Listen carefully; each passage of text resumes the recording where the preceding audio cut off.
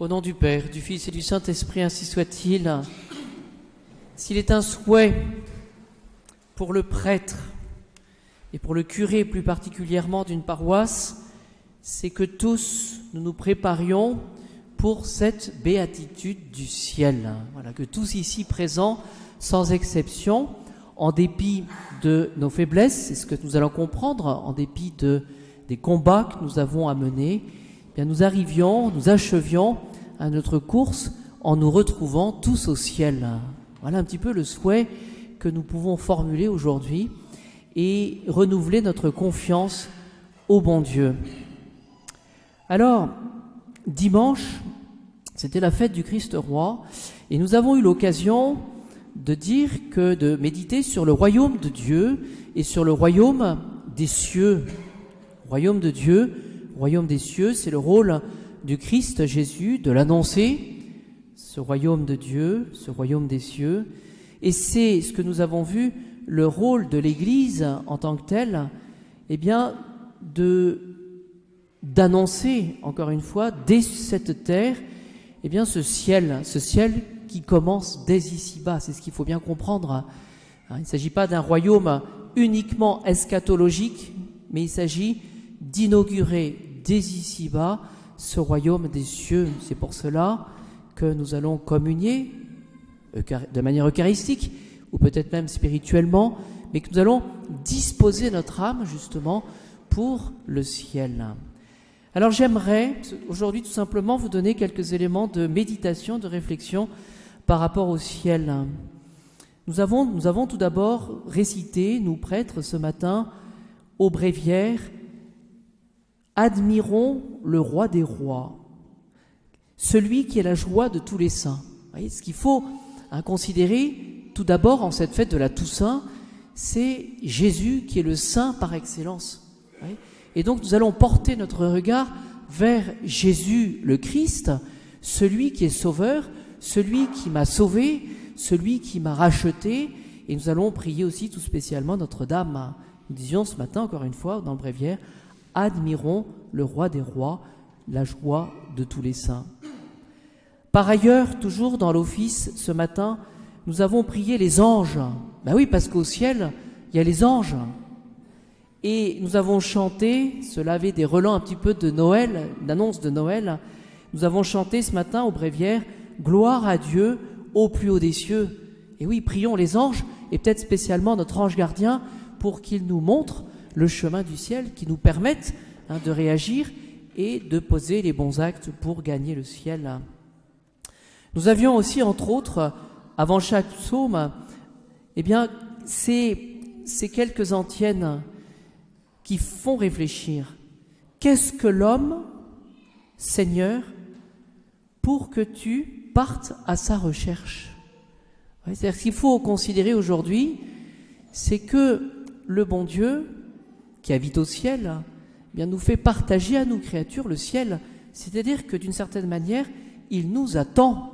Il a préparé, il prépare à notre place au ciel. Nous sommes faits pour le ciel. Qu'est-ce que l'homme, Seigneur, pour que tu partes à sa recherche? Et oui, parce qu'il faut considérer cette réalité de ce que nous sommes pécheurs. Mais il nous fait partager le ciel. Il nous appelle. Autre antienne qui fait réfléchir. Bienheureux les cœurs purs, car ils verront Dieu. Voyez, nous savons tous que cette pureté qui était l'apanage des premiers chrétiens, ils avaient compris qu'en quittant le monde païen, avec cette grâce de connaître le Christ, eh bien ils avaient compris qu'ils étaient appelés à cette pureté de cœur, pureté de corps. Heureux les cœurs purs, car ils verront Dieu. Et nous voyons là, eh bien, le chemin, et je dirais l'exigence si difficile de la pureté, mais qui est possible par justement le sang de Jésus. Allons nous confesser, allons communier pour gagner ce combat caché de la pureté, et soyons vigilants par rapport à cela. Heureux les cœurs purs, car ils verront Dieu. Et enfin, nous avions cette antienne que j'ai retenue, tous les saints du Seigneur bénissez le Seigneur dans les siècles. Oui, aujourd'hui, nous fêtons tout spécialement l'Église triomphante.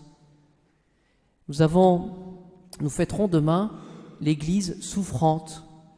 Voilà, prierons pour les morts. Mais aujourd'hui, c'est l'Église triomphante. Et puis prions aujourd'hui pour nous qui sommes de l'Église militante. Vous voyez, il y a ce combat à gagner. Mais tout cela, voyez-vous, c'est toute l'Église. C'est pour ça qu'il y a une interaction, c'est la communion des saints, entre l'Église militante, l'Église souffrante et l'Église triomphante. Alors ce matin, toujours au bréviaire, nous avions un sermon de Saint Bernard. Et Saint Bernard se pose la question, mais pourquoi cette fête de tous les saints? Pourquoi? Et Saint Bernard, de manière un peu abrupte, de poser la question de nos honneurs, c'est-à-dire de notre prière aujourd'hui. Les saints n'ont pas besoin. C'est pas faux quand on réfléchit. Ils n'ont pas besoin, ils sont arrivés au ciel.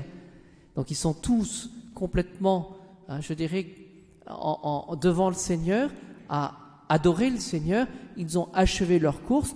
Et Saint Bernard dit, mais de nos honneurs, de nos prières, les saints n'ont pas besoin. Alors que le Père Céleste, dit-il, en réalisant les promesses du Christ, les honore lui-même. Ah oui, Dieu, voilà. Réponse en 2 points.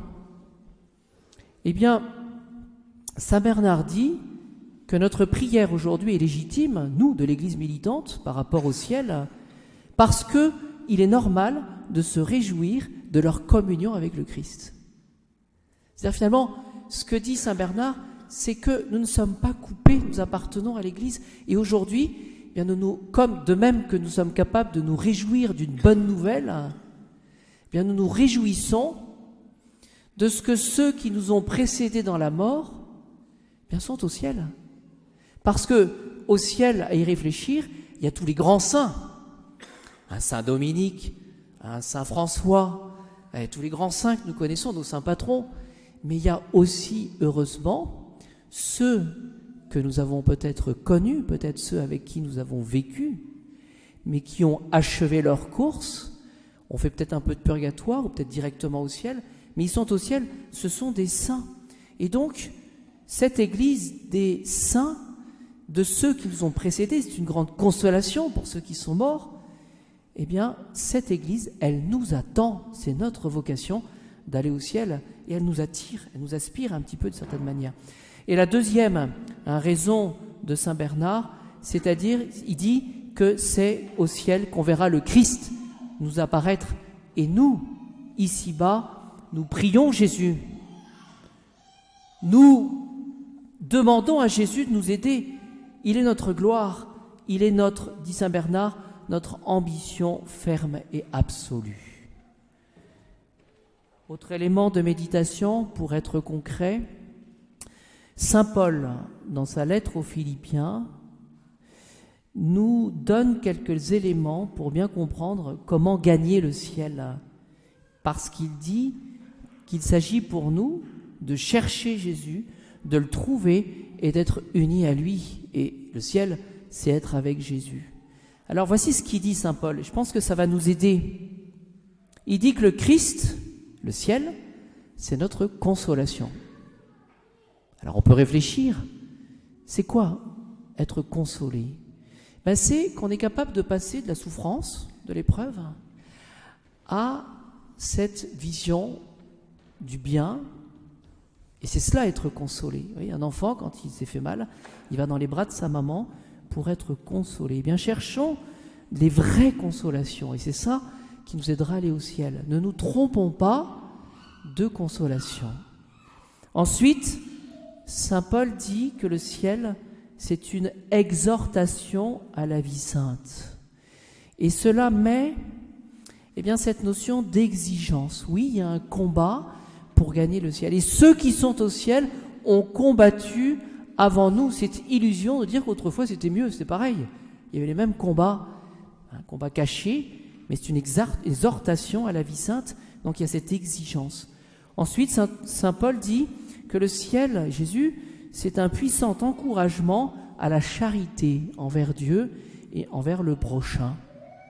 Charité envers Dieu, C'est qu'il s'agit de prier pour demander le ciel. Ah oui, demandons le ciel par la prière. Vous voyez, soyons des hommes de prière. Et puis, c'est un puissant encouragement envers la charité, envers le prochain. Il n'y aura que les miséricordieux qui auront obtenu miséricorde, qui iront au ciel. C'est-à-dire que si nous sommes durs, si nous ne sommes pas capables de pardonner, si nous ne sommes pas capables de supporter le prochain avec ses faiblesses, on ne pourra pas aller au ciel, c'est pas possible. Vous voyez, ça m'arrive de temps en temps, quand il y a des personnes qui se plaignent d'avoir des gens difficiles à côté d'eux, ça arrive, d'avoir des gens difficiles à côté de soi. Bon. Eh bien, c'est une consolation de se dire que peut-être qu'au ciel, on sera à côté, justement, pendant toute l'éternité, de cette personne qu'on n'aura pas supportée. C'est ça le ciel aussi. Mais parce que on aura vu les choses dans le Christ. Oui. Saint Paul dit que le ciel, le Christ, c'est une communion vivante et sainte à l'Esprit de Dieu. Prions le Saint-Esprit aujourd'hui pour qu'il nous éclaire pour prendre les bonnes décisions. Et enfin, Saint Paul parle d'une tendresse profonde et il parle d'entrailles de miséricorde. Eh bien, voyez-vous, je pense que c'est peut-être ça pour nous qui vivons dans un monde dur, je dirais un monde sans pitié, pour nous qui voyons toutes ces formes de colère, toutes ces formes un petit peu d'intolérance. Eh bien oui, le ciel nous exhorte à travailler la tendresse. Qu'est-ce que c'est que la tendresse? C'est de manifester un peu d'amour dans les situations difficiles. Saint Paul parle d'entrailles de miséricorde, c'est-à-dire qu'on soit capable de donner ses tripes un peu pour des situations difficiles et pour finalement essayer d'avoir un peu de compassion vis-à-vis des souffrances et des faiblesses des autres. Voyez, et ça, cela englobe, je pense, tout l'aspect du pardon, savoir pardonner aux uns et aux autres pour pouvoir se retrouver au ciel. Alors je conclus avec un témoin de l'amour, un témoin de la miséricorde du bon Dieu. Je veux parler de sœur Josefa Menendez, une religieuse de Poitiers qui était dans la Société du Sacré-Cœur de Jésus. Vous savez que Notre-Dame des Armées vénère plus particulièrement le Sacré-Cœur de Jésus et le cœur de Marie aussi, qui nous permet justement d'avoir un peu plus d'amour, parce qu'au ciel, il n'y aura que de l'amour. Sœur Josefa Menendez, elle se situe à la suite de Saint Jean-Eudes, à la suite de Sainte Marguerite Marie Alacoque. Et qu'est-ce que fait Jésus? Qu'est-ce que fait le Sacré-Cœur? Il montre son amour, un peu comme un remède, justement, à la dureté du monde pour préparer le ciel.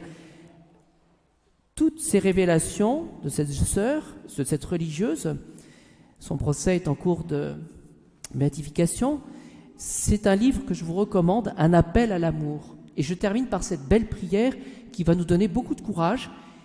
Voici ce qu'elle dit. Aime, en parlant du Sacré-Cœur, le conseil à chacun de nous.